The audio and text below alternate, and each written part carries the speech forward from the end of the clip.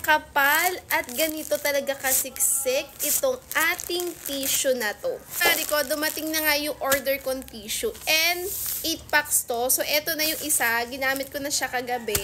And ganito siya kakapal sa isang pack. Tapos, ang kagandahan at ginusto ko talaga sa tissue na to mga Mariko, soft siya and perfect siya sa skin ko. Kung nakikita nyo, meron akong acne ngayon na sensitive.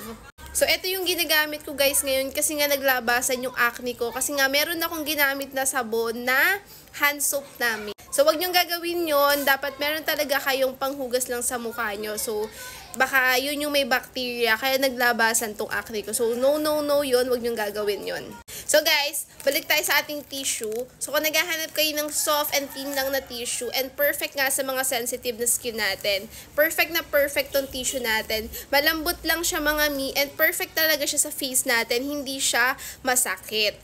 And ang kagustuhan ko pa dito mga mare, or kinagusto ko dito sa item na to, marami na siya. 8 pack siya, pero yung kada laman niya sa isang pack na to, sobrang siksik talaga. And marami na, matagal nyo na siyang magagamit. Sulit na sulit talaga siya. And, yun nga, pwede siya sa face natin. Kasi merong mga tissue na hindi talaga pwede sa face natin. Kasi nga, pag pinahid mo masakit. Ito talaga mga mare ko, sobrang soft lang siya. Kaya perfect na perfect sa mga sensitive na skin na katulad ko.